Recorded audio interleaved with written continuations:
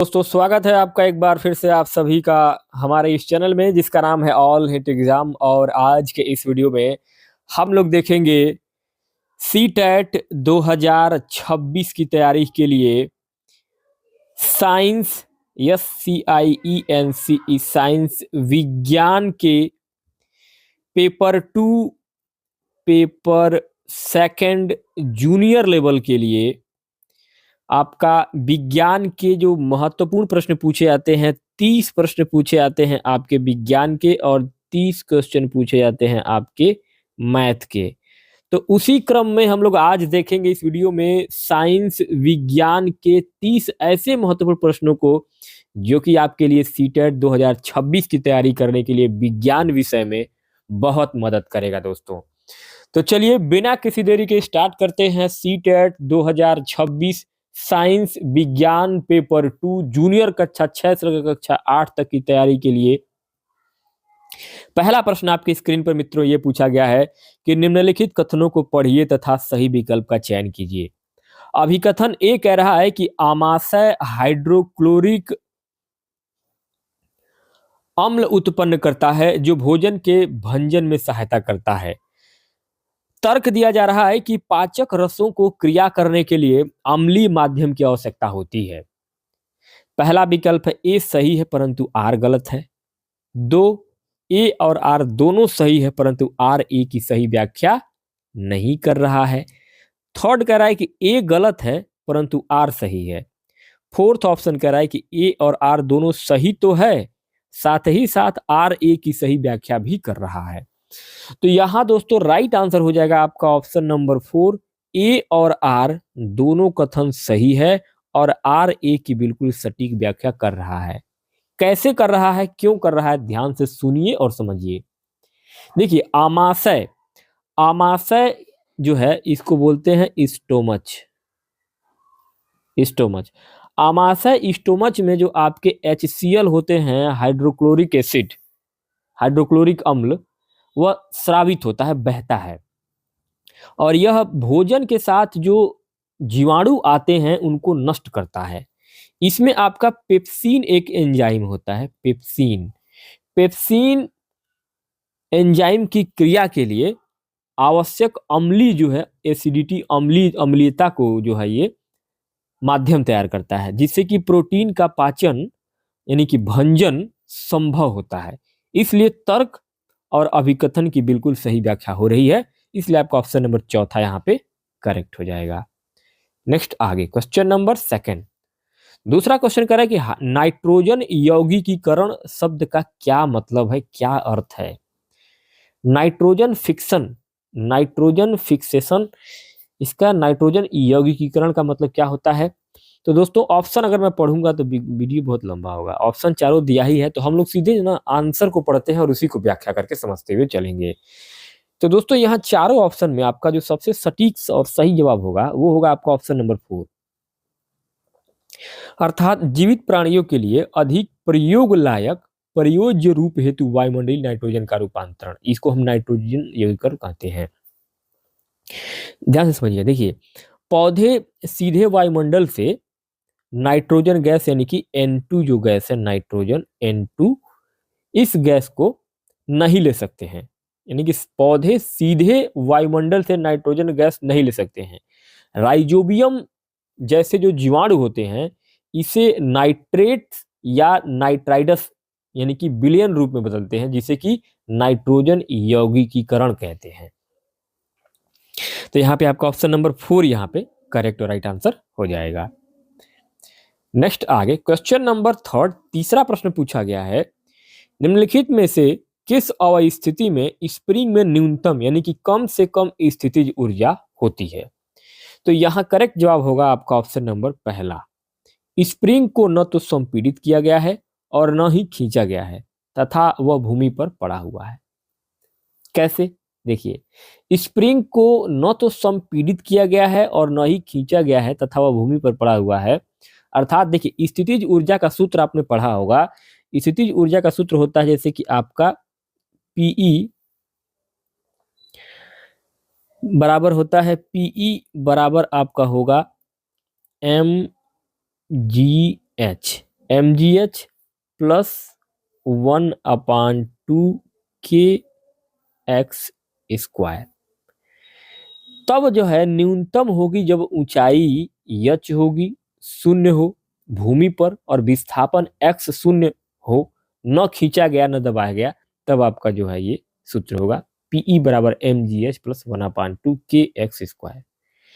तो यहाँ पे आपका ऑप्शन नंबर पहला जो है वो करेक्ट आंसर हो जाएगा।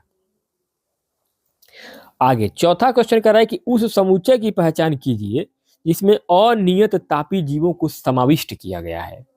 अनियत तापी का मतलब है कि cold blooded, cold blooded, cold blooded, अनियत तापी। दोस्तों यहां पे राइट आंसर होगा चौथे नंबर के इस प्रश्न में ऑप्शन नंबर थर्ड, सर्प, मेंढक और कॉकरोच। क्यों? देखिए सरीसृप जो होते हैं, रेप्टाइल, सरीसृप, सरीसृप, सरीसृप जो रेप्टाइल्स होते हैं, उभयचर जो होते हैं आपके एम्फीबियंस, और कीट जो होते हैं, कीट, इंसेक्ट्स, ये सब क्या होते हैं? ये अनियत तापी होते हैं। क्या होते हैं? अनियत तापी। यानी कि ये अपने शरीर का तापमान वातावरण के अनुसार बदलते हैं। पक्षी और स्तनधारी, बर्ड्स और मैमल्स, ये क्या होते हैं? ये नियत तापी होते हैं, यानी कि वार्म ब्लडेड होते हैं। क्या होते हैं? वार्म ब्लडेड, वार्म ब्लडेड, यानी कि इनको ये क्या है? ये नियत तापी हैं, नियत तापी। कौन? पक्षी, यानी कि जितने भी बर्ड्स हैं वो, और जितने स्तनधारी हैं यानी कि मैमल्स हैं, ये सब क्या है? वार्म ब्लडेड हैं। और ये सब क्या है? जो अनियत तापी है वो कोल्ड ब्लडेड, वो सब क्या है? सर्प है, मेंढक है, काकरोच है, सब क्या है? ये अनियत तापी, यानी कि तापमान के हिसाब से अपने शरीर का टेम्परेचर मेंटेन करते हैं। चलिए आगे अगला पांचवा क्वेश्चन कह रहा है कि निम्नलिखित में से कौन से मात्रकों के युग्म का समान भौतिक राशि को मापने के लिए प्रयोग किया जाता है? तो भौतिक राशियों के मात्रक जो होते हैं वो हो जाएगा आपका ऑप्शन नंबर सेकंड, अर्थात के जी एम स्क्वायर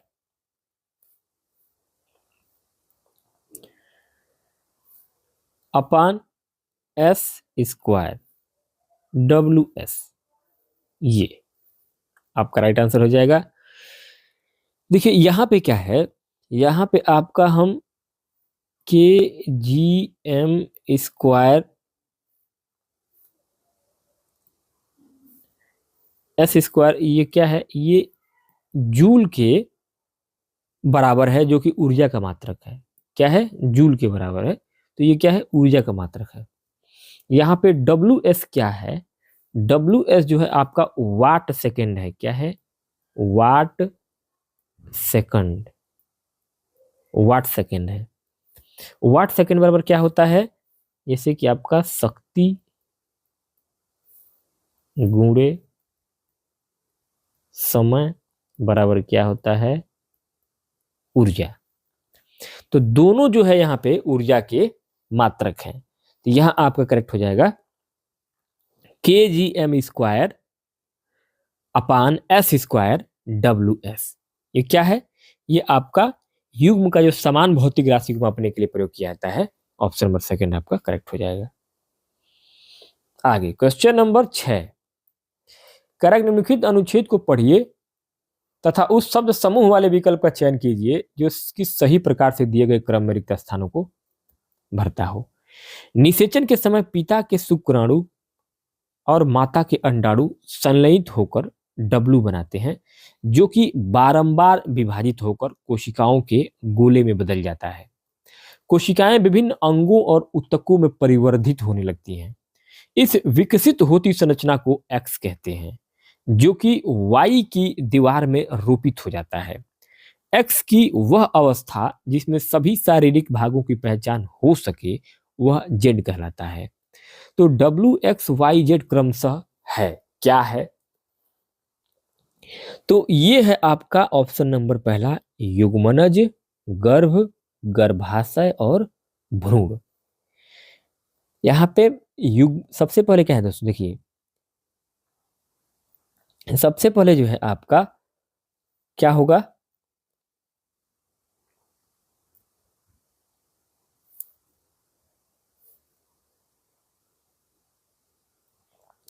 युग्मनज यानी कि आपके जाइगोट्स, जाइगोट बोलते हैं युग्मनज को।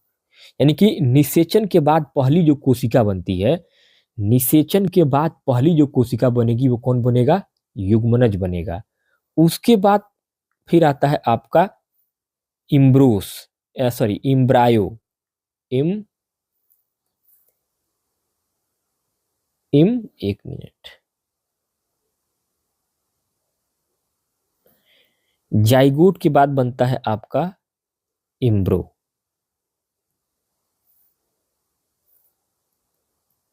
इम्ब्रायो मतलब क्या होता है? एक्स बराबर क्या है? भ्रूण। तो ये भ्रूण है इम्ब्रियो, यानी कि कोशिकाओं का गोला जो कि गर्भाशय वाई में रोपित होता है। फिर आता है आपका गर्भ। गर्भ को क्या बोलते हैं? फोटस,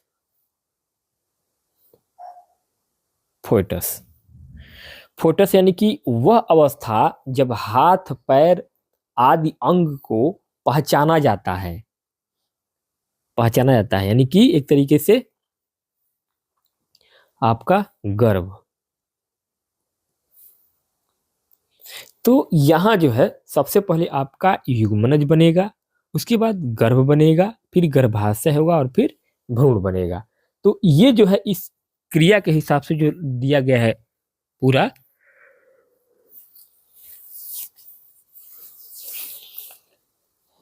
ये प्रक्रिया जो है बिल्कुल इस संरचना को दर्शा रहा है। तो यहाँ आपका ऑप्शन में पहला करेक्ट हो जाएगा। नेक्स्ट आगे 7वां क्वेश्चन पूछा गया है कि निम्नलिखित अभिक्रियाओं में से कौन सी संभव नहीं है? कौन सी क्रिया यानी कि असंभव है? डिस्प्लेसमेंट रिएक्शन, असंभव अभिक्रिया। तो ये हो जाएगा आपका option number third, Zn+ CaSO4, यानी कि zinc plus calcium sulphate, calcium sulphur oxide. देखिए यहां पे क्या है, Zn+ CaSO4 का मतलब क्या है? ये प्रक्रिया संभव नहीं होगी, असंभव क्रिया है। क्योंकि देखिए सक्रियता श्रेणी यानी कि रिएक्टिविटी सीरीज में कैल्शियम जिंक से बहुत ऊपर है, कैल्शियम जो है जिंक से बहुत ऊपर है और अधिक अभिक्रियाशील भी है। कम अभिक्रिया धातु यानी कि Zn जिंक जो है वो अधिक अभिक्रियाशाली धातु यानी कि कैल्शियम को कभी भी विस्थापित नहीं कर सकती है। इसलिए जो है आपका ये अभिक्रिया लगभग कभी नहीं होगा, यानी कि संभव नहीं है। तो ऑप्शन नंबर थर्ड आपका यहाँ पे करेक्ट हो जाएगा। क्यों नहीं है? क्योंकि इसका जो रिएक्शन होगा, रिएक्शन के हिसाब से अगर मैं आपको बताऊं तो कैल्शियम जो है वो जिंक से बहुत ऊपर है और अधिक अभिक्रियाशील भी है। तो कभी भी अधिक अभिक्रियाशील कम अभिक्रियाशील को विस्थापित नहीं कर पाएगा, इसलिए यह क्रिया जो है संभव नहीं हो पाएगी। इसलिए आपका ऑप्शन नंबर थर्ड करेक्ट हो जाएगा। नेक्स्ट आगे क्वेश्चन नंबर 8, 8वां क्वेश्चन पूछा गया कि निम्नलिखित में से कौन से ग्राफ सीधी रेखाएं यानी कि ऋजु रेखाएं हैं? ए है कि विराम अवस्था में पिंड वस्तु का दूरी और समय ग्राफ। बी कह रहा है कि एक समान त्वरण के साथ गतिमान पिंड वस्तु का वेग समय ग्राफ। थर्ड, एक समान त्वरण के साथ गतिमान पिंड वस्तु का दूरी और समय ग्राफ। डी, विराम अवस्था में पिंड या वस्तु का वेग समय ग्राफ। तो यहां करेक्ट हो जाएगा आपका ऑप्शन नंबर सेकंड, ए, बी और सी, ए, बी और सी। कैसे सही होगा? ध्यान देंगे दोस्तों, यहां राइट आंसर हो जाएगा आपका ऑप्शन नंबर सेकंड, ए, बी और सी।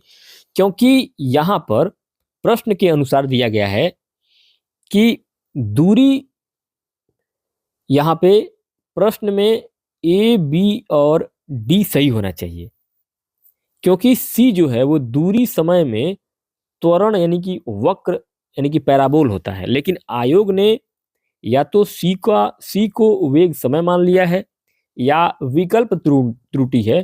तो नियम के अनुसार होना चाहिए आपका ए बी और डी, लेकिन आंसर में दिया गया है ए बी सी, आयोग ने माना है। तो मैं आपको एक्सप्लेन कर दूं, पहला विकल्प सही होना चाहिए नियम के हिसाब से, ए बी और डी, लेकिन आयोग ने ए बी और सी माना है। किस लिए? देखिए ए बराबर क्या होता है, ए बराबर है आपका दूरी समय यानी कि विराम बराबर क्या है आपकी क्षैतिज क्षैतिज सीधी रेखा, क्षैतिज सीधी रेखा। बी बराबर क्या है, वेग समय यानी कि त्वरण बराबर तिरछी, कैसी?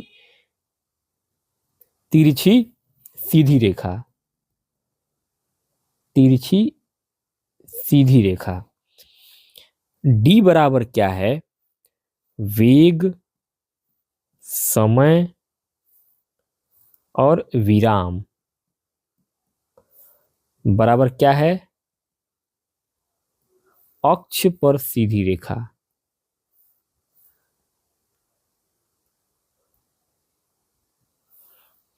तो इस हिसाब से अगर देखेंगे तो आंसर आपका ए बी और डी आना चाहिए, जिस हिसाब से ये ग्राफ आप बताया जा रहा है, लेकिन आयोग ने जो है वो सेकंड ऑप्शन माना है।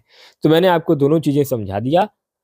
तो यहाँ पे जो है आयोग ने या तो क्या किया होगा, सी को वेग समय मान लिया है, या फिर जो है उनके विकल्प में कोई त्रुटि है। तो नियम के अनुसार ए बी और डी विकल्प सही होना चाहिए, सीधी रेखाएं हैं, लेकिन ए बी और सी माना गया है, तो ये आयोग की गलती है। आगे चलिए, 9 नंबर पे अगला क्वेश्चन पूछा गया कि चार द्रवों ए बी सी और डी के घनत्व दिए गए हैं।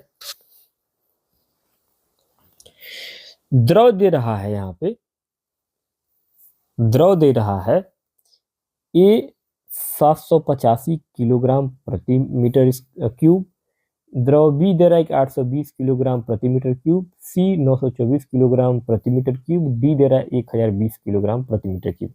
इस सूचना के आधार पर निम्नलिखित में से सही कथन को पहचानिए। तो यहाँ सही कथन जो हो जाएगा वो हो जाएगा आपका ऑप्शन नंबर पहला। एक बिंब जो द्रव सी में तैरता है वह द्रव ए में भी तैर सकता है और नहीं भी। क्यों? देखिए, जो प्लवन होता है, प्लवन जिसको बोलते हैं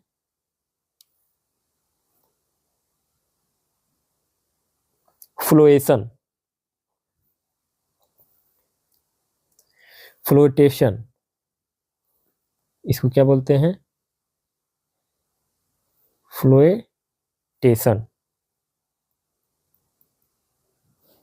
प्लवन जो है, एक बिंब जो द्रव सी में तैरता है वह द्रव ए में भी तैर सकता है और रहे भी, क्योंकि तैरने के लिए वस्तु का घनत्व द्रव से कम होना चाहिए।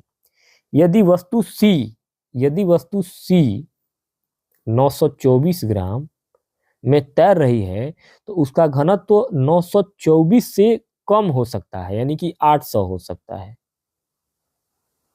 वह 800 हो तो ए में डूबेगी या 700 हो तो ए में तैरेगी। तो ये इसी के ऊपर डिपेंड करता है। तो यहाँ पे आपका ऑप्शन नंबर करेक्ट हो जाएगा पहला। एक बिंब जो द्रव सी में तैरता है वह द्रव ए में तैर भी सकता है और नहीं भी तैर सकता है। ऑप्शन नंबर पहला आपका करेक्ट हो जाएगा।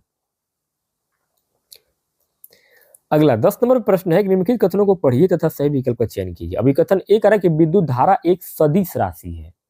तर्क दिया जा रहा है कि विद्युत धारा वह राशि है जिसके पास परिमाण के साथ साथ दिशा भी होती है। राइट आंसर हो जाएगा आपका ऑप्शन नंबर थर्ड, ए गलत है परंतु आर सही है। क्यों? देखिए, विद्युत धारा क्या है, एक सदिश राशि नहीं है, विद्युत धारा एक अदिश राशि है।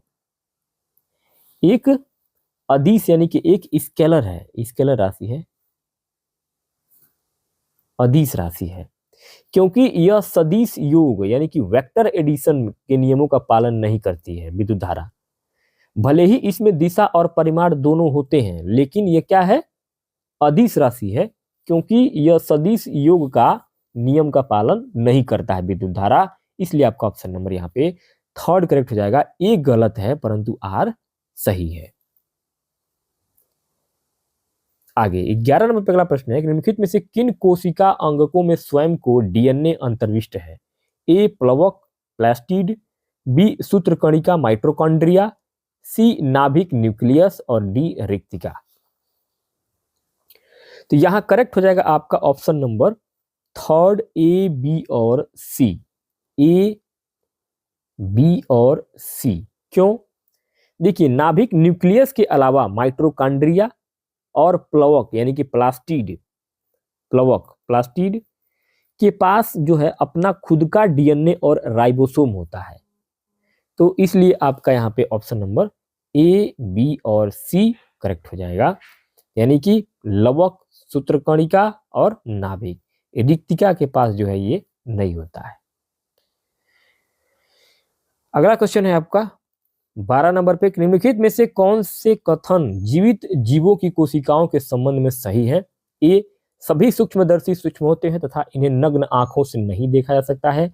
बी सभी की कोशिका भित्ति होती है। सी सभी की केंद्र की झिल्ली होती है। डी सभी की कोशिका झिल्ली होती है। सही विकल्प का चयन कीजिए।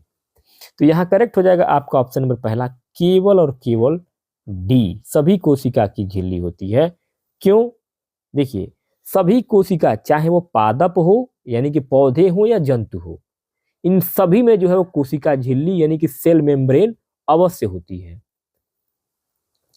ए गलत है क्योंकि शुतुरमुर्ग का जो अंडा है वो नग्न आंखों से दिखता है। बी गलत इसलिए है क्योंकि जंतुओं में भी भित्ति नहीं होती है। तो यहाँ पे आपका राइट आंसर हो जाएगा ऑप्शन नंबर डी, सभी कोशिका की अपनी झिल्ली होती है।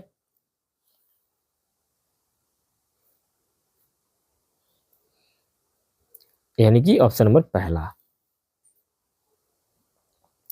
आगे 13वां प्रश्न पूछा गया कि उस समुच्चय का चयन कीजिए जो कॉलम ए में दिए गए अपशिष्ट कचरे के प्रकार का कॉलम बी में दिए गए इसके द्वारा अपघटन में लगने वाले लगभग समय के साथ सही प्रकार से सुमेलित हुआ हो। ए प्लास्टिक की बोतल, बी रेशमी रुमाल, सी सूती कमीज शर्ट, डी केले का छिलका और ई कागज है। अब यहाँ पे कॉलम बी दिया गया है कि 2 से 5 महीना, 1 से 2 सप्ताह, 10 से 30 दिन, 4 वर्ष और 1 वर्ष। तो यहाँ सही मिलान करेंगे तो आपका ऑप्शन नंबर सेकंड जो मिलान है, ए का 5वां, ए का हो जाएगा आपका 5वां, यानी कि प्लास्टिक की बोतल जो है वो कई अनेकों साल में जाके वो समाप्त नहीं होगा। उसके बाद बी का हो जाएगा आपका चौथा, बी का चौथा। रेशमी रुमाल जो है वो 4 वर्ष में लगभग गल जाएगा। सूती कमीज सी का हो जाएगा पहला, 2 से 5 महीने में सूती कपड़ा जो है बिल्कुल गल के एकदम खत्म हो जाएगा। डी केले का छिलका जो है, केले का छिलका लगभग 1 से 2 सप्ताह में खत्म हो जाएगा, एकदम जमीन में समाहित हो जाएगा, नष्ट हो जाएगा। उसके बाद आता है आपका कागज, कागज जो है वो 10 से 30 दिन में कागज आपका एकदम गल जाएगा, खत्म हो जाएगा, समाप्त हो जाएगा अपने आप, प्रकृति उसको नष्ट कर देगी। तो जो प्राकृतिक रूप से नष्ट होने वाली चीजें हैं वो कितने समय में कौन सी चीजें नष्ट होंगी उसका ये मिलान करना है आपको। तो सबसे पहले देखिए प्लास्टिक की बोतल जो है वो अनेकों वर्षों में खत्म नहीं होगा। रेशमी रुमाल जो है वो 4 साल में खत्म हो जाएगा, गल जाएगा, समाप्त हो जाएगा, प्रकृति उसको नष्ट कर देगी। सूती कमीज का कपड़ा जो है वो आपका 2 से 5 महीने में पूरी तरीके से नष्ट हो जाएगा। केले का छिलका जो है वो आपका 1 से 2 सप्ताह में गल जाएगा और कागज का टुकड़ा जो है वो 10 से 30 दिन में अपने आप जो जहां वहां पे है वहीं पे समाप्त हो जाएगा। तो ये आपका बिल्कुल करेक्ट हो जाएगा ऑप्शन नंबर सेकंड। नेक्स्ट आगे 14वां प्रश्न पूछा गया कि एक ऊंचाई से 15 ग्राम द्रव्यमान का पंख छोड़ा जाता है, यह पाया जाता है कि वह एक समान वेग से गिर रहा है, उस पर काम करने वाला नेट बल कितना होगा? तो यहाँ उसका जो नेट फोर्स होगा वो हो जाएगा 0। क्यों? क्योंकि एक समान वेग का अर्थ होता है जहां पे तो उसका त्वरण क्या हो जाएगा, एक्सीलरेशन, त्वरण ए बराबर हो जाएगा उसका 0। फोर्स का आपने सूत्र पढ़ा है बल का, F बराबर होता है ma। तो यहाँ पे आपका ए बराबर अगर 0 है तो बल भी जो क्या होगा, बल यानी कि आपका जब त्वरण 0 होगा तो आपका बल भी क्या हो जाएगा, 0 हो जाएगा, क्योंकि हवा का प्रतिरोध गुरुत्वाकर्षण को संतुलित कर देता है। हवा का जो प्रतिरोध है वो गुरुत्वाकर्षण को क्या कर देता है, ग्रेविटेशनल फोर्स को संतुलित कर देता है, मेंटेन कर देता है। तो इसलिए एफ बराबर आपका 0 हो जाएगा। तो ऑप्शन नंबर आपका एक यहाँ पे करेक्ट हो जाएगा। अगला 15वां प्रश्न है कि एक्स क्यूब आयन तत्व एक्स परमाणु द्रव्यमान 27 और परमाणु क्रमांक 13 से प्राप्त हुआ है। तो यहाँ पे एक्स क्यूब प्लस में प्रोटॉनों, इलेक्ट्रॉनों और न्यूट्रॉनों की संख्या क्रमशः क्या होगी। तो यहाँ जो होगी वो हो जाएगा आपका ऑप्शन नंबर डी 13, 10 और 14, क्योंकि परमाणु क्रमांक 13 क्या है आपका, परमाणु क्रमांक 13 प्रोटॉन का है, प्रोटॉन। न्यूट्रॉन बराबर क्या होता है, न्यूट्रॉन बराबर होता है आपका द्रव्यमान माइनस प्रोटॉन, बराबर क्या हो जाएगा 27 माइनस 13 बराबर हो जाएगा 14।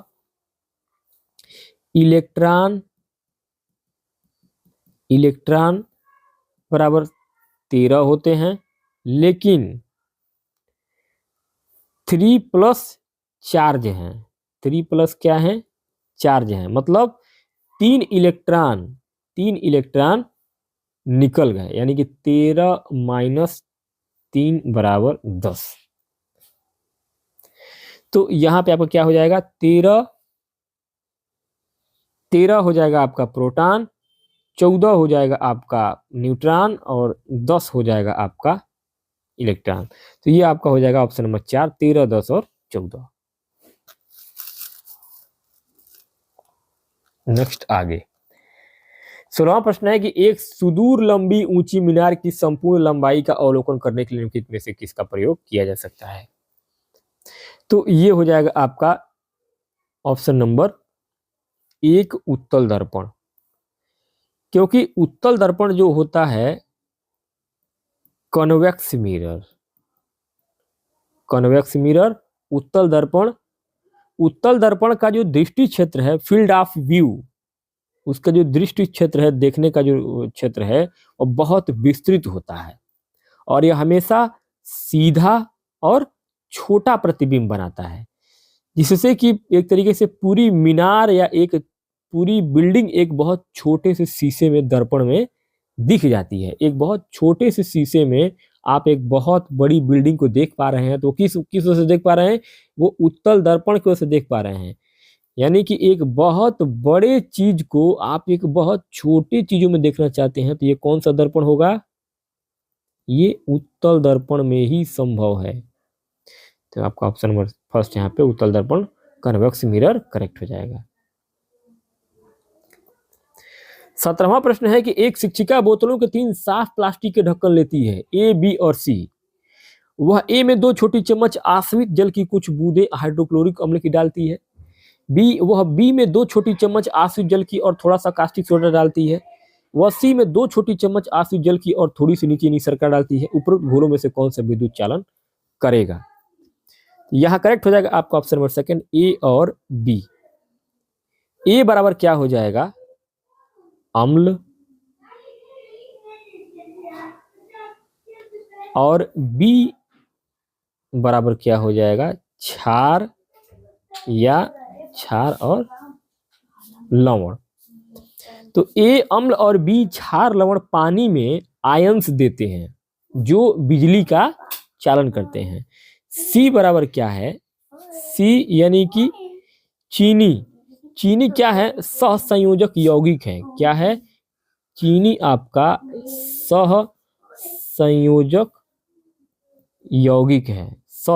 यौगिक है जो कि आयन नहीं देता है, इसलिए चालन नहीं करेगा। तो यहाँ आपका ऑप्शन नंबर सेकंड, ए और बी आपका यहाँ पे करेक्ट हो जाएगा। नेक्स्ट दोस्तों आगे अगला 18वां प्रश्न पूछा गया है कि नीचे दी गई सारणी को देखें और सही विकल्प का चयन कीजिए। Vitamin x, Y, B1, B3 अपूर्णता, अभाव रोग, सुखंडी रोग, स्कर्वी, ZW।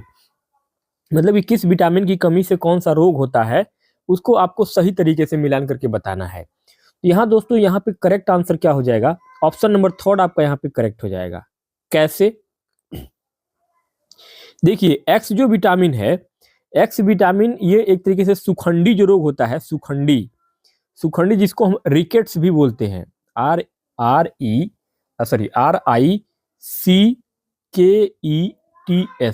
रिकेट्स। और ये जो है रिकेट्स आपका जो होता है ना, ये विटामिन डी की कमी से होता है। नेक्स्ट आगे वाई जो विटामिन है ये आपका होता है विटामिन सी से, यानी कि स्कर्वी जो रोग है ये विटामिन सी की कमी से होता है, स्कर्वी। तो वाई जो विटामिन है वाई, ये आपका स्कर्वी रोग होता है इससे। नेक्स्ट आगे अगला जो है जेड जो बेरी बेरी है, वो आपका विटामिन B1 की कमी से होती है। किससे? Vitamin B1 beriberi. अगला जो है आपका डब्लू जिसको पेलाग्रा बोलते हैं, ये पेलाग्रा जो है आपका विटामिन B3 की कमी से होती है। तो यहाँ आपका राइट आंसर हो जाएगा ऑप्शन नंबर थर्ड का जो मिलान है बिल्कुल सही हुआ है। नेक्स्ट आगे अगला 19वां प्रश्न है, निम्नलिखित कथनों को पढ़िए तथा सही विकल्प का चयन कीजिए। S1 कह रहा है कि चांद की सतह पर हम गुरुत्वाकर्षण बल अनुभव नहीं करेंगे। S2 चांद की सतह पर ऑक्सीजन नहीं है। तो यहाँ दोस्तों करेक्ट हो जाएगा आपका ऑप्शन नंबर थर्ड, अर्थात S1 सही नहीं है, S1 सही नहीं है तथा S2 सही है। S1 आपका गलत है और S2 आपका सही है। क्यों? देखिए चांद पर गुरुत्वाकर्षण है, लेकिन पृथ्वी का जो पृथ्वी है अपनी, इस पृथ्वी का 1/6 भाग, 1/6 भाग, इसलिए S1 क्या होगा आपका, S1 आपका यहाँ पे गलत हो जाएगा। हम बल अनुभव करेंगे, लेकिन कितना अनुभव करेंगे? पृथ्वी का 1/6 भाग का जितना जो है वो गुरुत्वाकर्षण आपका चांद पर मौजूद है। और चांद पर जो वातावरण है, वहां पर चांद पर वातावरण ऑक्सीजन नहीं है, चांद पर ऑक्सीजन नहीं है, ये आपका S2 कथन जो है वो आपका सही हो जाएगा। तो यहाँ आपका ऑप्शन नंबर थर्ड जो है वो आपका सही हो जाएगा। नेक्स्ट आगे क्वेश्चन नंबर 20 नंबर पे अगला प्रश्न है, निम्नलिखित कथनों में से कौन सा कथन मृण्मय यानी कि मटियार मृदा के गुण का सर्वाधिक सटीक रूप से वर्णन करता है? तो यहाँ करेक्ट हो जाएगा आपका ऑप्शन नंबर 4, यह बड़ी मात्रा में जल रोके रखती है। क्यों? देखिए जो मृदा क्ले जो मिट्टी होती है, क्ले जो मिट्टी होती है, इस मिट्टी का नाम ही है क्ले। तो क्ले जो मिट्टी होती है यह बड़ी मात्रा में जल को रोकती है, क्योंकि चिकनी मिट्टी के जो कण होते हैं ना वो बहुत बारीक होते हैं, जिनके बीच हवा कम और पानी रोकने की क्षमता ज्यादा होती है, यानी कि सब वाटर होल्डिंग कैपेसिटी, पानी रोकने की क्षमता सबसे अधिक होती है। तो यहाँ आपका ऑप्शन नंबर 4 जो है वो सही हो जाएगा। आगे अगला क्वेश्चन नंबर 21, 21वां प्रश्न है, क्यों जलीय पादपों के पास अच्छी तरह से विकसित मूल मंत्र नहीं होता है? ए, ताकि उन्हें सरलता से निकाला जा सके। बी, उन्हें जल सोखने के लिए लंबी जड़ों की आवश्यकता नहीं होती। सी, उन्हें खनिजों को सोखने की आवश्यकता नहीं होती। डी, यह उन्हें तैरता रखने में सहायता करता है। तो यहां आपका करेक्ट आंसर क्या हो जाएगा? ऑप्शन नंबर सेकंड दोस्तों, केवल बी सही होगा। बट क्यों सही होगा? क्योंकि उन्हें जल सोखने के लिए लंबी जड़ों की आवश्यकता नहीं होती है। क्यों? देखिए जलीय पौधों के चारों ओर पानी होता है, इसलिए उन्हें पानी की तलाश में जड़ें गहरी करने की जरूरत नहीं होती है। जड़ों का मुख्य काम केवल पौधे को जमाए रखना होता है, इसलिए वो उसकी जड़ें जो है बहुत नीचे तक नहीं जाती हैं, ऊपर ही रहती हैं। तो ऑप्शन नंबर आपका सेकंड यहाँ पे करेक्ट हो जाएगा। नेक्स्ट आगे क्वेश्चन नंबर 22 कह रहा है कि निम्नलिखित में से कौन सा शून्य त्वरण से गति करते हुए पिंड के वेग समय ग्राफ का निरूपण करता है?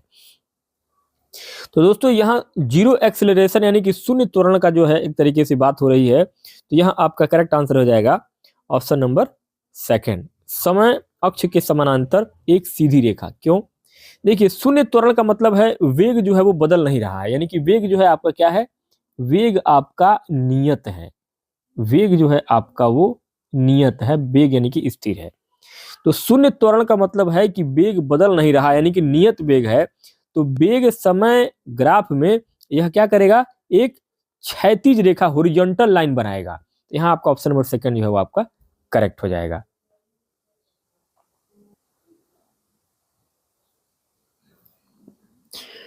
नेक्स्ट दोस्तों आगे क्वेश्चन नंबर 23 कह रहा था कि रमन और शिक्षा समतल दर्पण के सामने खड़े हैं, क्रमशः 8 मीटर और 11 मीटर की दूरी पर। अब रमन अपनी जगह से इस तरह चलता है कि उसके और उसके प्रतिबिंब के बीच की दूरी 10 मीटर हो, जबकि शिक्षा 6 मीटर चलती है दर्पण की ओर। रमन और शिक्षा की दर्पण से उनकी नई स्थिति की दूरी क्या होगी? तो यहाँ दोस्तों अगर इसको जब सॉल्व करेंगे तो आपका राइट आंसर आएगा ऑप्शन नंबर 4। रमन और शिक्षा दोनों दर्पण से 5 मीटर की दूरी पर हैं। ध्यान दीजिएगा कैसे, देखिए उसे अपने प्रतिबिंब से, यानी कि रमन उसे अपने प्रतिबिंब से 10 मीटर दूर होना है। समतल दर्पण में क्या होना है, उसको 10 मीटर दूर होना है। तो यहाँ समतल दर्पण में बिंब और प्रतिबिंब बराबर दूरी पर ही होते हैं, क्योंकि समतल दर्पण जो होता है ना, समतल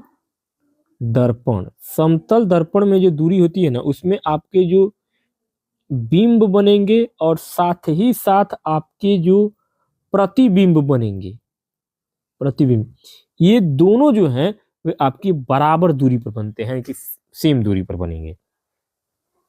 तो यहां जो है आपका u बराबर v अगर होता है तो यहाँ 5 मीटर प्लस 5 मीटर बराबर 10 मीटर।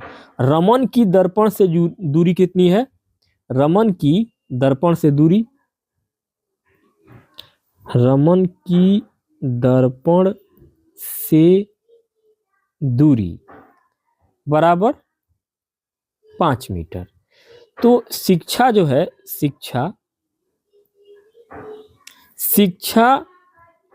वह 11 मीटर पर थी। कितनी थी, 11 मीटर पे थी शिक्षा, 11 मीटर पे थी। तो यहाँ आपका 6 मीटर दर्पण की ओर वो कितना है, 6 मीटर दर्पण की ओर वो चलती है। तो यहाँ क्या हो जाएगा आपका 11 माइनस 6 बराबर 5 मीटर। तो यहाँ आपका क्या हो जाएगा, रमन और शिक्षा दोनों दर्पण से 5 मीटर की दूरी पर होंगे। क्यों, क्योंकि समतल दर्पण में बिंब और प्रतिबिंब जो है वो बराबर दूरी पर होते हैं। ऑप्शन नंबर 4 आपका यहाँ पे करेक्ट हो जाएगा। नेक्स्ट आगे अगला क्वेश्चन नंबर 24 कह रहा था कि एक मछुआरा समीप के एक जलाशय पर मछली भेदने जाता है, निम्नलिखित में से उसे किस पर विचार करना चाहिए? तो उसको विचार करना चाहिए, ऑप्शन नंबर सेकंड करेक्ट होगा, उसे मछली की आभासी स्थिति से नीचे बर्छी मारनी चाहिए। क्यों, देखिए यहां पे अपवर्तन के कारण, किसके कारण, अपवर्तन के कारण मछली अपनी वास्तविक स्थिति से थोड़ा ऊपर, यानी कि एक तरीके से कहें तो आभासी स्थिति पर दिखाई देती है, इसलिए निशाना थोड़ा नीचे लगाना चाहिए। तो क्या हो जाएगा, वो मछली को आराम से भेद पाएगा। और वो किस वजह से थोड़ा सा निशाना नीचे लगाना चाहिए, अपवर्तन के कारण।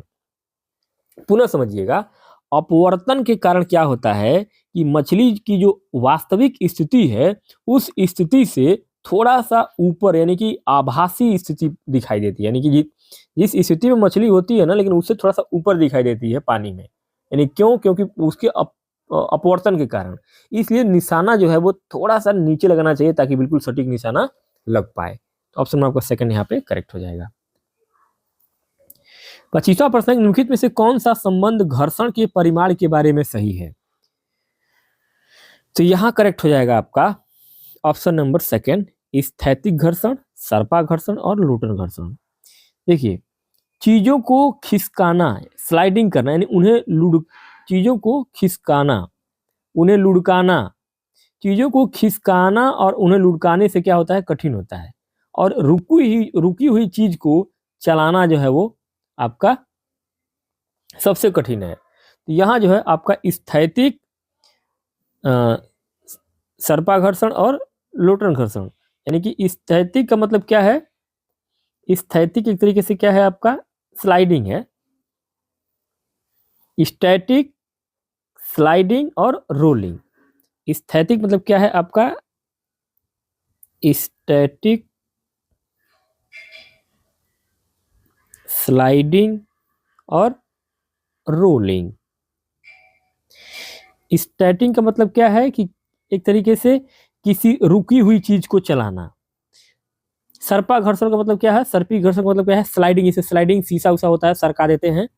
और रोलिंग का मतलब क्या होता है, किसी चीज को एक तरीके से लुढ़काते हुए ढकेल देना। चलिए नेक्स्ट आगे 26वां प्रश्न है कि रेफ्रिजरेटरों से ए मुक्त होती है तथा एरोसोल वायु विलय का छिड़काव बी की छींटता करता है। बी सूर्य से आने वाली सी को रोकने के लिए उत्तरदायी है। ए, बी और सी क्रमशः क्या है? तो यहां दोस्तों करेक्ट आंसर क्या हो जाएगा, ऑप्शन नंबर 4 होगा CFC, O3 और पराबैंगनी किरणें। क्यों, ध्यान देंगे। देखिए रेफ्रिजरेटर से क्या होता है ना, क्लोरोफ्लोरोकार्बन, CFC जो है वो क्लोरोफ्लोरोकार्बन है। तो रेफ्रिजरेटर से क्लोरोफ्लोरोकार्बन CFC निकलते हैं जो ओजोन यानी कि O3 जो परत होती है ना उसको नष्ट करते हैं। ओजोन हमें सूर्य की जो हानिकारक किरणें होती हैं, अल्ट्रावायलेट किरणें, इन किरणों से बचाती है। कौन? ओजोन परत। और ओजोन परत को कौन नष्ट करता है? CFC जो क्लोरोफ्लोरोकार्बन गैस है, जो कि किसमें बनता है? रेफ्रिजरेटर में बनता है। यहाँ आपका ऑप्शन नंबर 4 यहाँ पे सही हो जाएगा। नेक्स्ट आगे 27वां प्रश्न है कि जब एक छड़ चुंबक लोहे के बुरादे के समीप लाई जाती है तो लोहे का बुरादा उसके अधिकांशतः किस भाग पर चिपकता है? तो यहाँ करेक्ट आंसर क्या हो जाएगा दोस्तों, ये हो जाएगा आपका अधिकांशतः दोनों किनारों पर चिपकता है। क्यों चिपकता है? क्योंकि चुंबक की आकर्षण शक्ति उसके ध्रुवों पर, यानी उसके जो पोल होते हैं ना, उसके पोल्स, उसके जो ध्रुव होते हैं, उन ध्रुवों पर सबसे अधिक होती है, किनारों पर सबसे अधिक होती है। यहाँ आपका ऑप्शन नंबर 4 आपका करेक्ट हो जाएगा। नेक्स्ट दोस्तों आगे क्वेश्चन नंबर 28 कह रहा है कि छात्रों की समझ के स्तर के अनुसार विज्ञान की पाठ्यचर्या अपनाना उसकी डैश डैश डैश को सुनिश्चित करता है। अर्थात किसको सुनिश्चित करता है? तो ये सुनिश्चित करता है मेरे मित्रों आपका यहां करेक्ट आंसर क्या हो जाएगा, पाठ्यचर्या वैधता, यानी एक तरीके से कॉग्निटिव वैलिडिटी। ऑप्शन नंबर आपका 3 संज्ञानात्मक वैधता। क्योंकि यहां आपका जो है ये पेडागोजी का क्वेश्चन है। किसका है? पेडागोजी यानी कि शिक्षा शास्त्र, शिक्षण विधि। तो संज्ञानात्मक वैधता कॉग्निटिव वैलिडिटी का अर्थ है सामग्री बच्चों की आयु और उनके समझ के स्तर के अनुसार होनी चाहिए। तो छात्रों की समझ के स्तर के अनुसार विज्ञान की पाठ्यचर्या अपनाना उसकी संज्ञानात्मक वैधता को सुनिश्चित करता है, कॉग्निटिव वैलिडिटी को सुनिश्चित करता है। इसलिए आपका ऑप्शन नंबर 3 यहाँ पे करेक्ट हो जाएगा। नेक्स्ट दोस्तों आगे क्वेश्चन नंबर 29 कह रहा था कि कक्षा 7 के विज्ञान शिक्षक ने अपने विद्यार्थियों से एक क्रियाकलाप करने के लिए कहा जिसमें उन्हें अपने 10 साथियों के शरीर का तापमान मापना है और अपने प्रेक्षणों को रिकॉर्ड करना है। इस विधि से कौन सी प्रक्रिया में निपुणता नहीं मापी जा सकती है? तो यहां दोस्तों करेक्ट आंसर क्या हो जाएगा, ध्यान देंगे। देखिए यहां आपका जो है तापमान मापने की बात हो रही है। देखिए केवल तापमान मापना और लिखना यानी कि प्रयोग, एक्सपेरिमेंट नहीं है, क्योंकि इसमें कोई परिकल्पना, परीक्षण या चर नियंत्रण नहीं है। हालांकि आयोग ने कभी कभी इसे प्रयोग भी माना है, लेकिन संदर्भ के अनुसार यह डेटा जो है केवल एक तरीके से, क्योंकि इसमें जो है यह पूर्ण प्रयोग एक तरीके से नहीं है, पूर्णतः प्रयोग ये नहीं है। केवल तापमान मापना और लिखना ये कोई प्रयोग थोड़ी होगा, लेकिन आयोग जो है प्रयोग ही मान रही है, तो इसमें आपका ऑप्शन नंबर पहला करेक्ट हो जाएगा। नेक्स्ट आगे क्वेश्चन नंबर 30 कह रहा था कि कैक्टस ने रेगिस्तानी परिस्थितियों में जीवित रहने के लिए अपने आप को कैसे परिवर्तित किया। ए, पत्तियां कांटों के रूप में होती हैं, बी, तना रसदार होता है और पत्ती का कार्य करता है, सी, तने पर एक मोटी परत होती है, डी, जड़ें सतह के समीप होती है। सही समुच्चय को बनाना है। तो यहां दोस्तों आपका सही जो मिलान होगा एक तरीके से वो आपका पहला विकल्प होगा ए, बी और सी, ए, बी और सी। क्योंकि पत्तियां जो हैं, पत्तियां कांटे बन जाती हैं। वाष्पोत्सर्जन कम करने के लिए पत्तियां जो है वह कांटे बन जाती हैं। तना हरा और मोटा होता है। प्रकाश संश्लेषण और जल संग्रह के लिए जड़ें सतह के पास नहीं होती हैं, बल्कि पानी की तलाश में बहुत गहरी जाती हैं। तो यहाँ जो है जड़ें सतह के समीप नहीं होती हैं, ये पानी की तलाश में जो है बहुत गहरा जड़ इसका जाता है, किसका, कैक्टस का। तो यहाँ पर पत्तियां कांटों के रूप में होती हैं, बिल्कुल सही बात है। तना रसदार होता है और पत्ती का कार्य करता है, बिल्कुल सही है। तने पर एक मोटी परत होती है, ये भी सही है। तो यहाँ केवल आपका ऑप्शन नंबर डी गलत होगा, इसलिए आपका ऑप्शन नंबर पहला ए, बी और सी आपका कथन जो है कैक्टस के बारे में करेक्ट हो जाएगा। नेक्स्ट दोस्तों आगे क्वेश्चन नंबर 31 31वां प्रश्न है। पेट्रोलियम के उत्पाद और उनके उपयोग नीचे स्तंभ ए और बी में क्रमशः दिए गए हैं, एक सही मिलान समुच्चय का चुनाव करिए। स्तंभ ए कह रहा था कोक, कोलतार, कोल गैस, बिटुमिन। बी है खुशबू, इत्र विस्फोटक में प्रयोग, उद्योगों में ईंधन के रूप में प्रयोग, सड़कों पर परत बिछाना और स्टील का निर्माण। तो यहां आपका सही जो मिलान होगा वो हो जाएगा आपका ऑप्शन नंबर पहला, अर्थात यहां पे कोक का उपयोग जो है वो किसमें होता है, कोक का प्रयोग होता है आपका स्टील के निर्माण के लिए। कोलतार का जो प्रयोग होता है वो किसके लिए होता है, इत्र के, यानी कि बी का पहला हो जाएगा। कोलतार जो हो जाएगा वो आपका खुशबू और इत्र के लिए प्रयोग में आता है। उसके बाद बिटुमिन का सड़कों की जो है, बिटुमिन का प्रयोग किसमें होता है, सड़कों की परत, सड़कों पर परत बिछाने के लिए होता है बिटुमिन का प्रयोग। तो यहां जो है आपका और बचा आपका कोल गैस। तो कोल गैस का प्रयोग जो है वो आपका किसमें होता है, उद्योगों में ईंधन के रूप में प्रयोग होता है। तो यहां आपका पहला जो विकल्प है ए का चौथा, बी का पहला, सी का दूसरा और डी का तीसरा, ये आपका मिलान बिल्कुल सही हो जाएगा। चलिए नेक्स्ट दोस्तों आगे अगला क्वेश्चन नंबर 32 32वां प्रश्न कह रहा था जीवाश्मी ईंधनों के विषय पर विद्यार्थियों की अपसारी सोच का आकलन करने के उदाहरण का प्रश्न निम्न में से कौन सा है। तो यहां दोस्तों करेक्ट आंसर क्या हो जाएगा, ये भी आपका क्या है, ये भी आपका जो है वो पेडागोजी का क्वेश्चन है, यानी कि शिक्षण शास्त्र का क्वेश्चन है। यहां पर करेक्ट आंसर क्या होगा, एक तरीके से ऑप्शन नंबर 4। क्या होगा यदि पेट्रोलियम के सभी भंडार समाप्त हो जाएं, क्यों, ध्यान देंगे। देखिए क्या होगा यदि पेट्रोलियम समाप्त हो जाए, यह जो विकल्प 4 है यह बच्चों को अलग अलग दिशाओं में सोचने और कल्पना करने का मौका देता है। तो इसलिए आपका ऑप्शन नंबर 4 जो है ये आपका यहाँ पे बिल्कुल अपसारी सोच, डाइवर्जेंट थिंकिंग, अपसारी सोच जो बच्चों की होती है अर्थात डाइवर्जेंट थिंकिंग,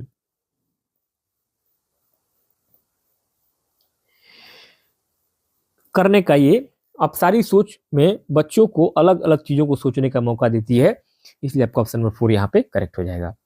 आगे नेक्स्ट दोस्तों क्वेश्चन नंबर 33 33वां प्रश्न है कि किसी विद्यार्थी ने ए तथा बी अंकित परखनलियों के विलयनों में एक एक चुटकी हल्दी डाली, उसने निम्न कथन अपनी कॉपी में लिखे। S1 विलयन ए लाल हो गया और विलयन बी में कोई परिवर्तन नहीं हुआ। S2 विलयन ए एक क्षार है और विलयन बी एक अम्ल है। S3 अम्लों, क्षारकों तथा लवणों में विभेदन के लिए हल्दी का उपयोग किया जा सकता है। निम्न में से कौन सा कथन आपका सत्य है, सही है। यहां करेक्ट आंसर क्या हो जाएगा, S1 अवलोकन है और S2 आपका निष्कर्ष है। क्यों, देखिए यहां हल्दी जो होता है ना, हल्दी ये क्षार होता है, यानी कि बेस होता है। हल्दी क्षार के साथ लाल हो जाती है, यानी कि जब हल्दी को क्षार में मिलाएंगे ना तो लाल हो जाएगा। रंग बदलना देखना क्या है, एक ऑब्जर्वेशन है, एक अवलोकन है। तो यह तय करना कि यह क्षार है, ये क्या हो जाएगा, एक निष्कर्ष हो जाएगा। यहाँ पे आपका S1 क्या हो जाएगा, अवलोकन है, और S2 क्या हो जाएगा, एक निष्कर्ष हो जाएगा। तो ऑप्शन में आपका सेकंड यहाँ पे करेक्ट हो जाएगा। आगे 34वां प्रश्न है कि सौर परिवार के 8 ग्रहों में से 6 ग्रह अपने अक्षों पर पश्चिम से पूर्व की ओर घूर्णन करते हैं। अन्य 2 ग्रह जो अपने घूर्णन अक्षों पर पूर्व से पश्चिम की ओर घूर्णन करते हैं वो कौन कौन से ग्रह हैं।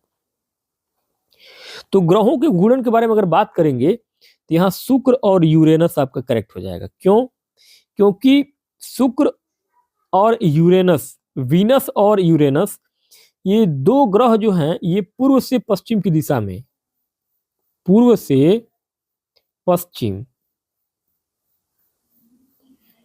यानी कि ईस्ट से वेस्ट, अर्थात ये क्लॉकवाइज घूमते हैं। जैसे आपकी घड़ी की सुई घूमती है वैसे घूमते हैं।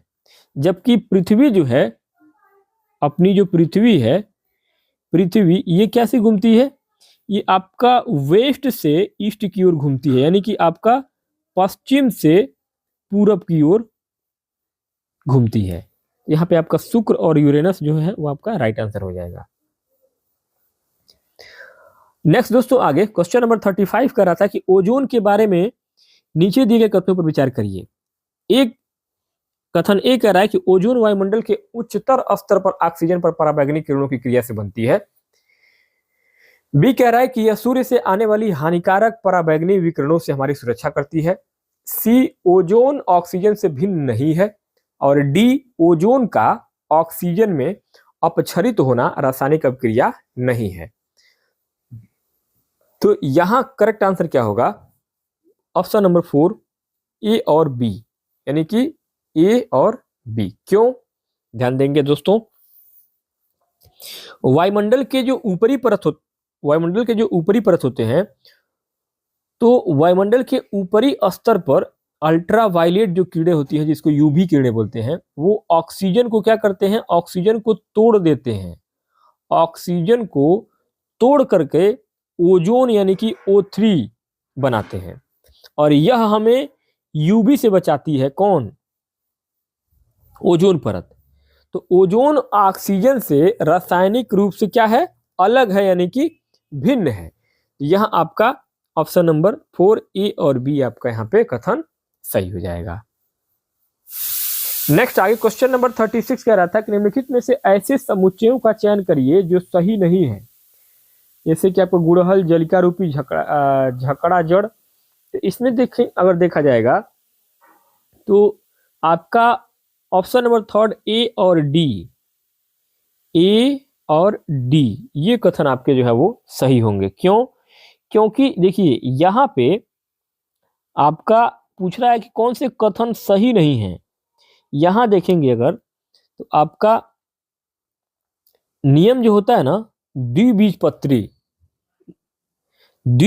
जो होते हैं, जैसे कि दाल जो होता है द्विबीजपत्री। उसके बाद आपका ये मूसला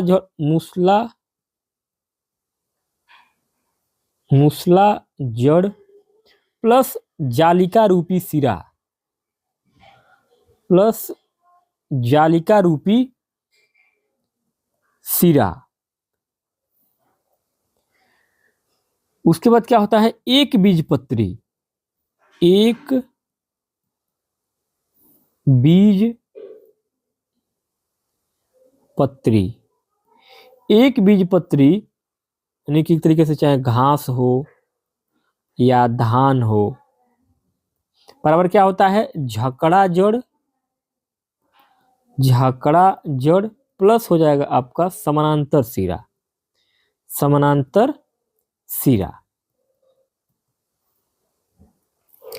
तो ये क्या है ना, ये एक सूत्र है। तो इसके हिसाब से अगर देखेंगे ना तो ए क्या है, तो गुड़हल क्या है, गुड़हल जो है वो द्विबीजपत्री है। इसमें झकड़ा जड़, इसमें झकड़ा जड़ लिखा है जो क्या है, गलत है, क्योंकि यहाँ पे क्या होना चाहिए, यहाँ पे आपका मूसला जड़ होना चाहिए, न कि झकड़ा जड़। और डी गलत क्यों हो रहा है, क्योंकि धान क्या है, धान जो है वो आपका एक बीजपत्री है। इसमें जालिका रूपी लिखा है जो क्या है, गलत है। यहाँ पे क्या होना चाहिए, समानांतर सिरा, यहाँ पे क्या होना चाहिए, समानांतर सिरा। तो यहाँ पे आपका ऑप्शन नंबर थर्ड ए और डी करेक्ट हो जाएगा। नेक्स्ट आगे क्वेश्चन नंबर 37 कह रहा था कि नीचे दिए गए दो प्रकार के परिवर्तनों का अध्ययन कीजिए। ए, कालिका का पुष्पण गर्म करने पर लोहे का फैलना। बी, घास का काटना, जल का क्वथन यानी कि उबलना। निम्नलिखित में से कौन सा सही है? तो सही जो होगा ना वो होगा आपका ऑप्शन नंबर थर्ड, ए अनुत्क्रमणीय परिवर्तन है और बी आपका जो है प्रतिवर्ती परिवर्तन है। कैसे? देखिए, कली का फूलना, कली का जो है, कली का फूलना क्या है, इरिवर्सिबल है, यानी कि अनुत्क्रमणीय है, यानी कि वापस कली नहीं बन सकती है। कली एक बार अगर फूल गया ना, मतलब कली एक बार फूल बन गया तो फूल से वापस वो कली नहीं बन पाएगा, यानी कि वो दोबारा रिवर्स नहीं हो पाएगा। और पानी का उबलना जो है, पानी का उबलना ये क्या है, उत्क्रमणीय है, यानी कि प्रतिवर्ती है, रिवर्सिबल है, यानी रिवर्सिबल है, ये उत्क्रमणीय प्रतिवर्ती है। तो पानी अगर उबल जाए ना तो उबला हुआ भाग वापस पानी बन सकता है। तो विकल्पों की भाषा थोड़ी जो है वो घुमावदार है, लेकिन भाव यही है। यहाँ पे आपका ऑप्शन नंबर थर्ड जो है वो आपका करेक्ट हो जाएगा। नेक्स्ट आगे क्वेश्चन नंबर 38 कह रहा था कि अमीबा, स्टारफिश, तारामीन, चींटी और मकड़ी में क्या समानताएं हैं? तो समानताएं जानते हैं क्या है? समानताएं ये हैं कि वे सभी रीढ़ की हड्डी रहित है, इनमें यानी कि रीढ़ की हड्डी इनमें नहीं होता है।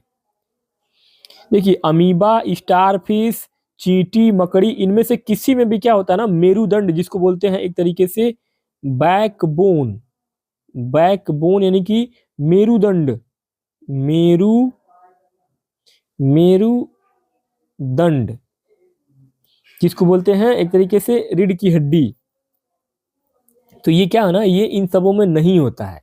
तो ऑप्शन में आपका फर्स्ट यहाँ पे करेक्ट हो जाएगा। नेक्स्ट आगे 39वां क्वेश्चन है कि एक पत्ते में माड़ स्टार्च की उपस्थिति को जांचने के लिए प्रयोग करने के नीचे दिए गए चरण निम्नलिखित में से कौन सा चरण आवश्यक नहीं है? तो आवश्यक जो नहीं होगा ना वो कौन सा हो जाएगा दोस्तों? तो यहां आपका करेक्ट आंसर हो जाएगा, इसमें मांड स्टार्च दे रहा है ना, मांड स्टार्च।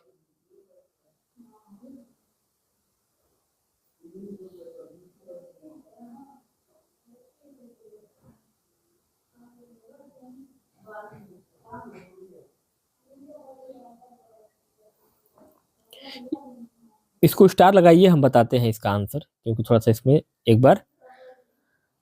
एक बार आपको थोड़ा सा ना जो चीजें हैं वो क्लियर करनी पड़ेंगी।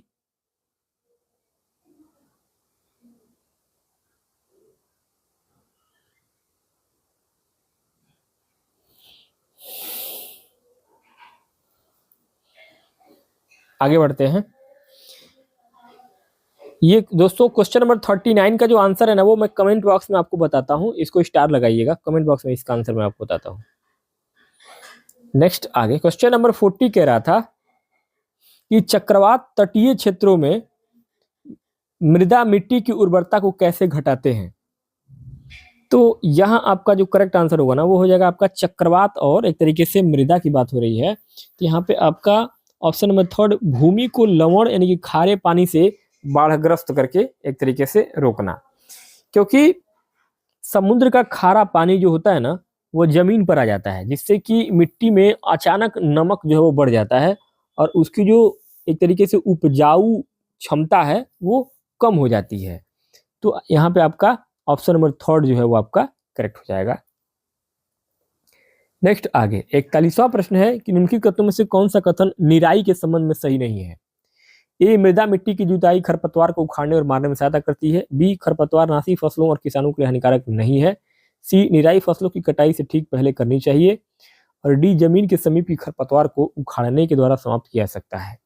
तो यहाँ जो है एक तरीके से जो निराई का काम हो रहा है ना यहाँ पे आपका हो जाएगा ऑप्शन नंबर फर्स्ट बी और सी, बी और सी।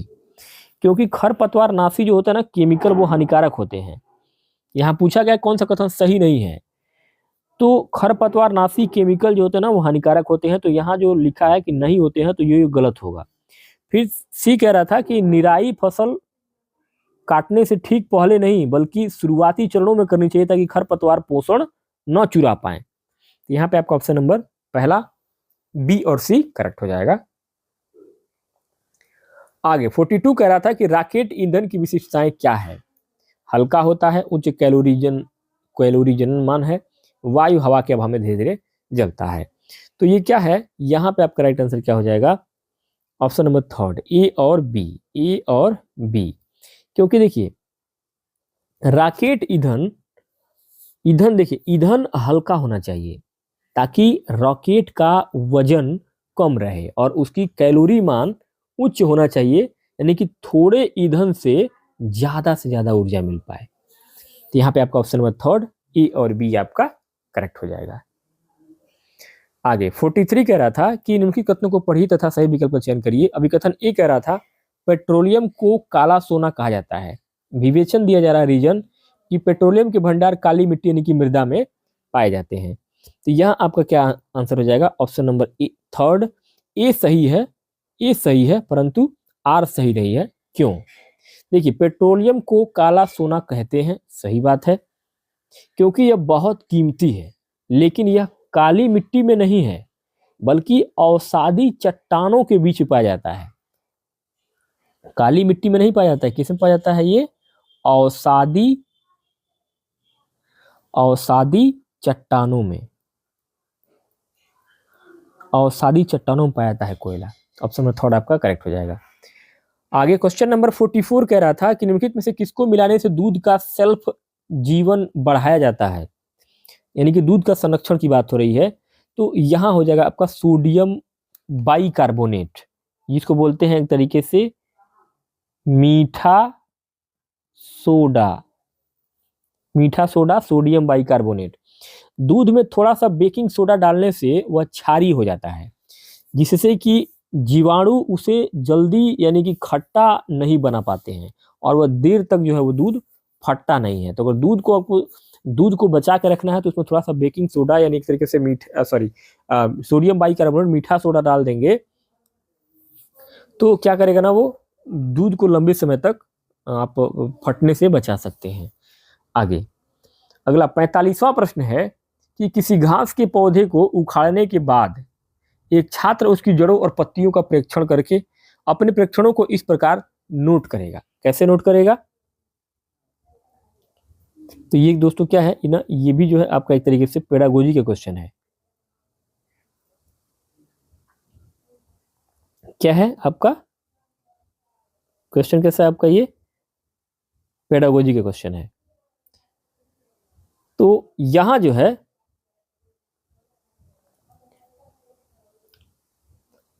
आपका राइट आंसर इस 45 नंबर क्वेश्चन में हो जाएगा ऑप्शन नंबर सेकंड, रेशेदार जड़ें तथा समानांतर सिरा विन्यास।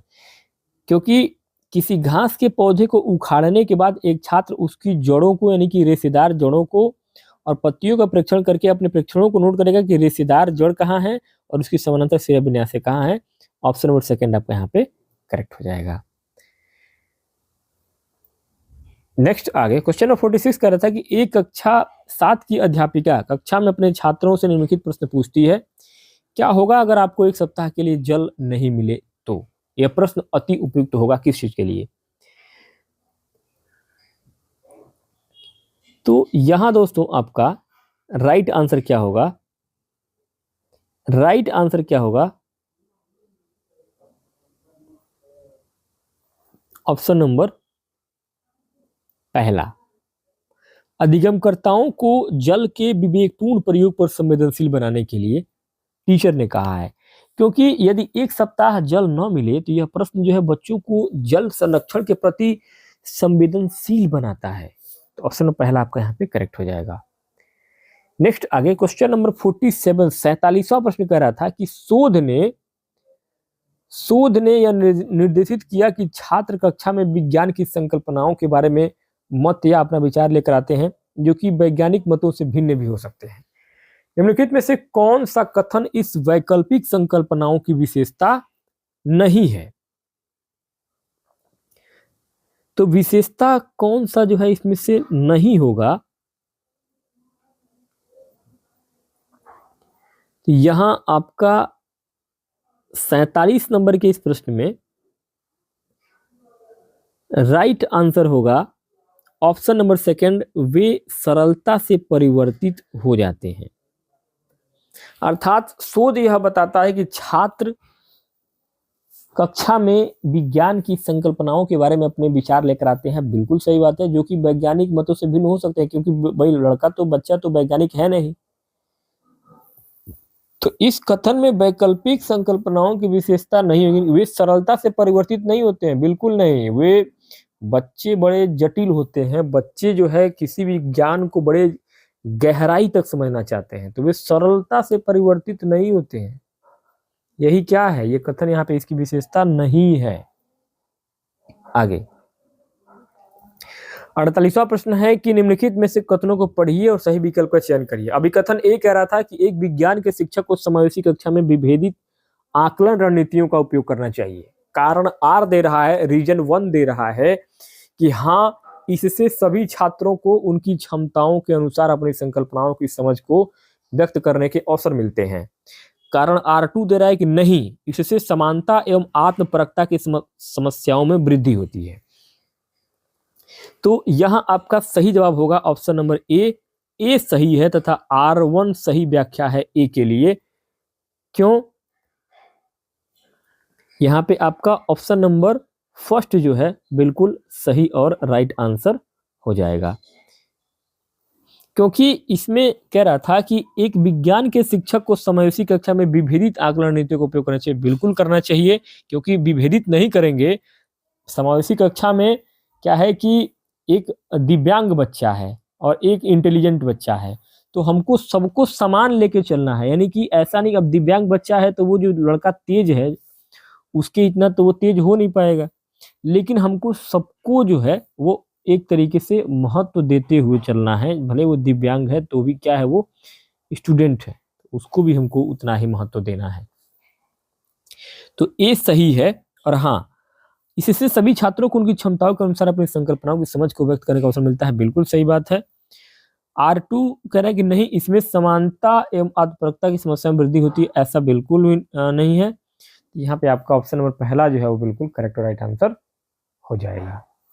नेक्स्ट आगे क्वेश्चन नंबर 49 49वां प्रश्न कह रहा है कि निम्न कथनों को पढ़िए और सही उत्तर का चुनाव करिए। अभी कथन ए कह रहा था कि अस्वनाल चुंबक एक अति प्रबल चुंबक है। कारण आर, अस्वनाल चुंबक के ध्रुव एक दूसरे के अति निकट हैं। तो यहां आपका करेक्ट आंसर हो जाएगा ए और आर दोनों सही है और ए का सही स्पष्टीकरण आर है। क्यों? क्योंकि यहां पे यू शेप में, यू शेप यानी कि अस्वनाल जो होता है ना वो यू शेप में होता है। अस्वनाल यानी कि घोड़े का जो घोड़े के पैर में जो नाल लगाते हैं उसको अस्वनाल बोला जाता है। तो बिल्कुल यू आकार का घोड़ा का पैर होता है।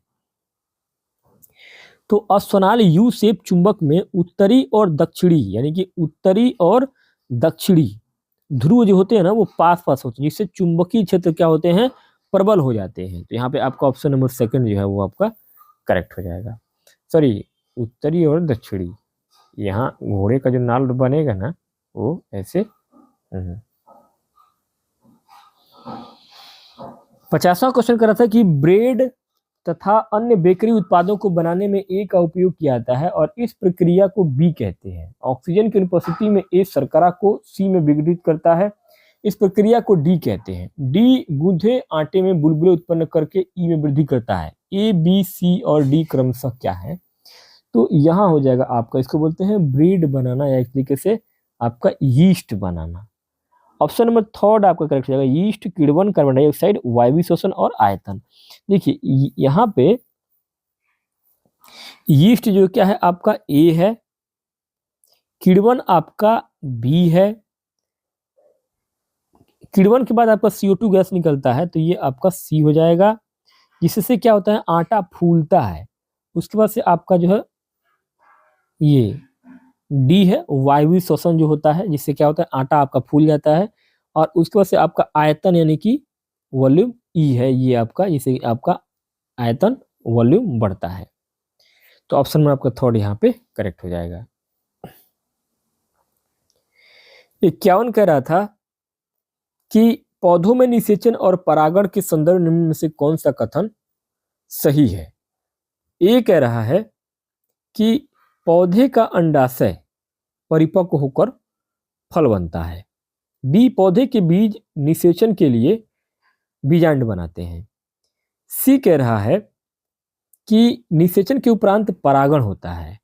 और डी कह रहा है कि परागण में बीज वायु, जल, पक्षियों और कीटों के द्वारा विकसित होता है। ई कह रहा है कि बीजांड में निषेचन संपन्न होता है। तो यहाँ आपका करेक्ट आंसर क्या हो जाएगा, ऑप्शन नंबर थर्ड, सी और डी, सॉरी ए और ई। पौधे का अंडाशय परिपक्व होकर फल बनता है और बीजांड में निषेचन संपन्न होता है। ये पौधे में निषेचन और परागण के बारे में जो सत्य कथन है वो आपका ए और ई है। पौधे का अंडाशय परिपक्व होकर फल बनता है और बीजांड में निषेचन संपन्न होता है। ऑप्शन नंबर पहला आपका यहाँ पे करेक्ट हो जाएगा। बाकी ये जो 3 कथन है, पौधे के बीज निषेचन के बीजांड नहीं बनाते हैं, निषेचन के उपरांत परागण नहीं होता है, परागण में बीज वायु, जल, पक्षियों और कीटों द्वारा विकसित होते हैं, ये भी नहीं है। तो ए और ई, ये 2 कथन जो है आपके परागण और निषेचन के बारे में बिल्कुल सत्य कथन है। 52 कह रहा है कि धातु X, धातु Y तथा धातु Z को क्रमशः उनके लवणीय विलयनों से विस्थापित करती है। धातु Y धातु W को उसकी लवणीय विलयन से विस्थापित करती है, किंतु Z धातु W को उसके लवणीय विलयन से विस्थापित नहीं करती है। सर्वाधिक तथा न्यूनतम अभिक्रियाशील धातुएं कौन सी होगी। X और Z, X और क्या हो जाएगा, X और Z, क्योंकि यहां दोस्तों धातुओं की जो अभिक्रियाशीलता है, जैसे X ने क्या है, X सबसे शक्तिशाली है, X ने सबको हटा दिया, सबसे सर्वाधिक शक्तिशाली S है, X है, X सबसे पावरफुल है, सबसे पावरफुल है। Z जो है, Z, ये Z किसी को नहीं हटा पाया, Z किसी को नहीं हटा पाया, क्योंकि W ने Z को नहीं हटाया। का मतलब क्या है कि Z W से भी कमजोर है, Z जो है वो W से भी वीक है, कमजोर है। तो यहां जो है अगर देखेंगे तो क्रमशः जो इसका वो सिनेरियो बनेगा वो X से Y से मजबूत X है, फिर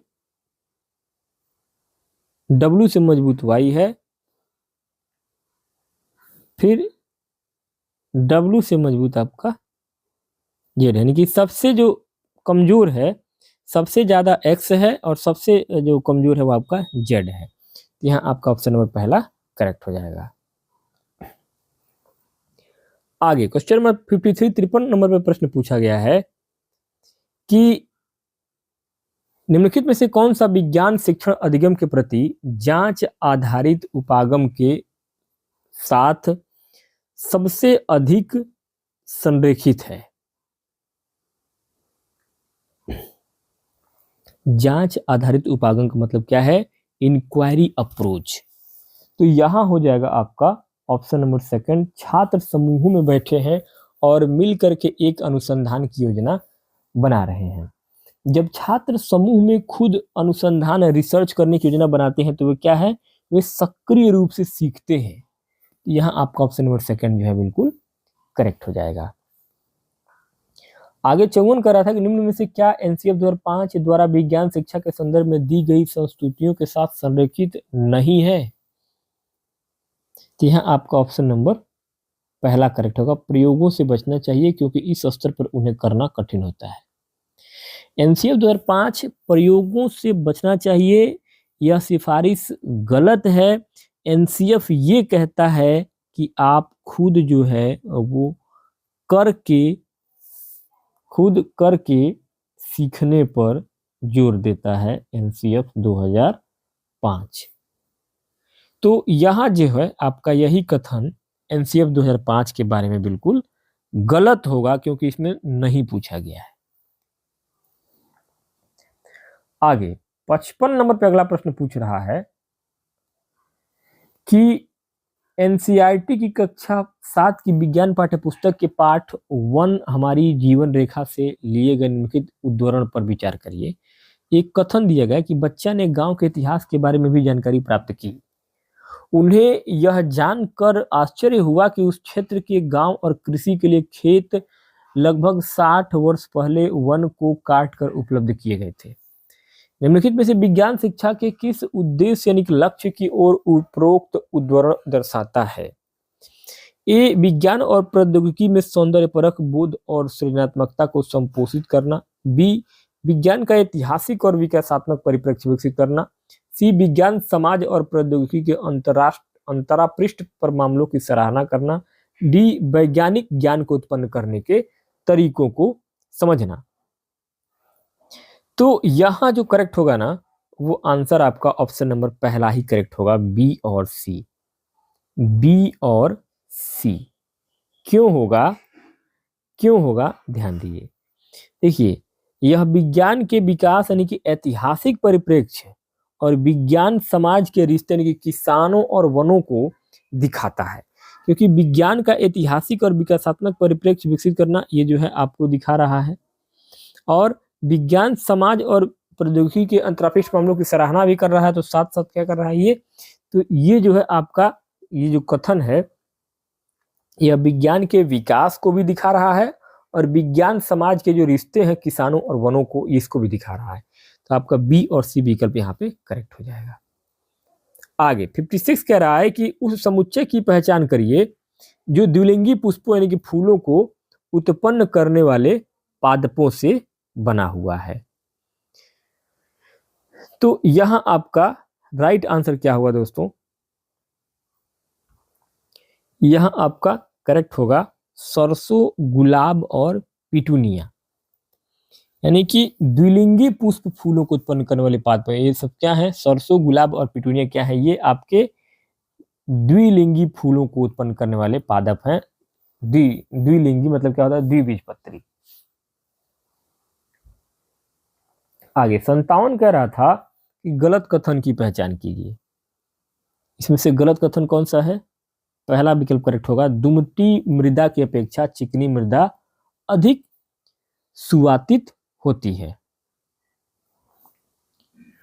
आगे 58 कह रहा था निम्नलिखित में से कौन से पदार्थ माचिस के निघर्षण पृष्ठ पर विद्यमान होते हैं? तो यहां करेक्ट हो जाएगा आपका ऑप्शन पहला, कांच का पूर्ण और लाल फास्फोरस। कांच का चूर्ण और लाल फास्फोरस, क्योंकि यहां जो है अगर देखेंगे तो देखिए माचिस की डिब्बी को रगड़ने वाली सतह पर जब लाल फास्फोरस होता है तो तीली के सिरे पर पोटेशियम क्लोरेट और एंटीमनी ट्राइसल्फाइड होता है। जैसे कि माचिस की तीली में निघर्षण पर क्या होता है, तो यहाँ कांच का चूर्ण और लाल फास्फोरस मिलाया रहता है। बाकी इसमें जो आपने देखा है कि गलत कथन ये क्यों हुआ है, देखिए यह कथन गलत इसलिए है क्योंकि चिकनी मिट्टी जो होता है ना, उसका क्ले होता है। चिकनी मिट्टी को क्ले बोलते हैं। तो क्ले के जो कण होते हैं ना चिकनी मिट्टी के, बहुत पास पास होते हैं, इसलिए क्या है उसमें हवा कम होती है, जिसकी वजह से क्या होता है उसमें दुमटी यानी कि लोम में हवा अच्छी होती है। ठीक है, दुमटी मिट्टी में क्या होता है? हवा अच्छी होती है, और चिकनी मिट्टी में क्या होता है? हवा कम रुकता है। चलिए नेक्स्ट आगे 59 कह रहा था कि ए और बी अपने हार्मोन तब स्रावित करते हैं जब उन्हें ग्रंथ सी से आदेश प्राप्त होता है। निम्नलिखित में से कौन सा क्रमशः ए, बी और सी हो सकता है?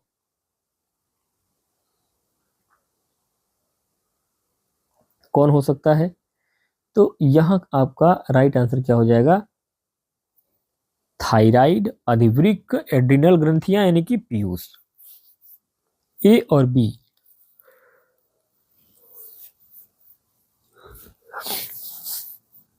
ए और बी अपने हार्मोन तब स्रावित करते हैं जब उन्हें ग्रंथि सी से आदेश प्राप्त होता है। तो ये क्या है? थायराइड, अधिवृक्क, एड्रिनल और ग्रंथियां और पीयूष। ये आपका बिल्कुल सटीक जो है वो आपका क्रम है इनका। 60 नंबर पे अगला प्रश्न है कि सूची छिद्र कैमरे द्वारा निर्मित प्रतिबिंब वास्तविक होता है, निम्नलिखित में से कौन सा कथन इस तथ्य की उपयुक्त व्याख्या प्रदान करता है? तो यहां आपका करेक्ट आंसर क्या हो जाएगा? ध्यान देंगे।